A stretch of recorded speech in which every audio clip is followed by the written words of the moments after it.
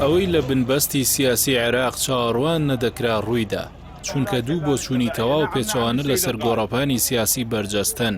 یەکێکیان هەموو هەوڵێک دەدات بۆ هێشتنەوەی سیستمی دوای 2003 و ئەوی تریش جوڵانەوەکەی بە ڕیشەی ناو دەبات بۆ دابڕانی تەواو لەگەڵ ئەو قۆناغا و دەستپێکردنی قۆناغێکی نوێ. گەرچی ئەمریکا و هاوپەیمانەکانی عێراقی دوای 2003 بە عێراقی هیوا و ئاشتی و دیموکراسی ناوبرد، بەڵام ڕاستیەکانەوەیان سەلمان دیموکراسی وەکو چەسپاندنی دەستور و سەروەری دامەزراوەکان و پاراستنی مافەکانی مرۆڤ و مافی هەوڵاتی بوون تەنیا لە چوارچێوەی دروشم دامانەوە. ئەو حیزبانەی ڕۆژانە گوێی خەڵکیان بە گوتارە زەرق و بریقەدارەکانی دیموکراسی کەڕ کردووە بە پێچەوانەی بنەما دیموکراسیەکان و بۆ چەسپاندن و خەڵک تۆقاندن و بەشکردنی دەستکەوتە مادیەکان لەژێر ناونیشانی چاواشەکارانەی جەنگی بەناو دژە تیرۆردا دەستبەرداری میلیشیا چەکدارەکانیان نەبوون. بۆیە لە ماوەی 2 دەی ڕابردوودا گەندەڵکاریان بووەتە هۆی نەهامەتیە هەمەلایەنەکانی عێراق و جەماوەری وڵاتیش دەیان جار خۆپیشاندانیان سازداوە و داواکاریەکانیان بۆ چاکسازی بەرز کردوێتەوە، بەڵام نەگەشتوونەتە ئەنجام.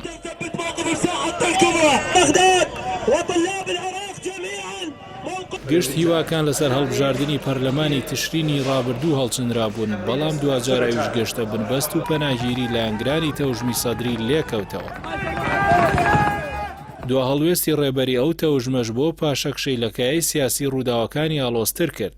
با تایبەتی ئەو تەوژمە بڕوای وایە دەبێت کۆی سیستمی دوای 2003 گۆڕانکاری ڕیشەییان بەسەردا بێنرێت و گەندەڵکارانی و قۆناغە لە دەسەڵات دوور بخرێنەوە.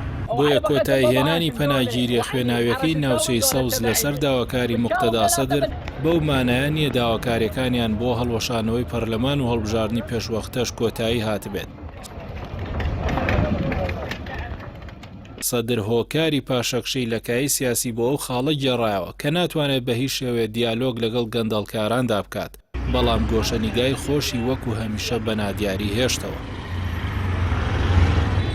ئەوەی جێگەی سەرنجە داخوازیە ناوچەی و نێودەوڵەتیەکان جەخت لە دیالۆگی ناوخۆی و کۆتاییهێنان بەو قەیرانە دەکەن، واتە ڕێکەوتنەوە لەسەر بنەمای دابەشکردنەوەی کێکی دەسەڵات و ئەو پشکپشکێنەی پۆل بریمەری حاکمی ئەمریکا لە عێراق چەسپاندی.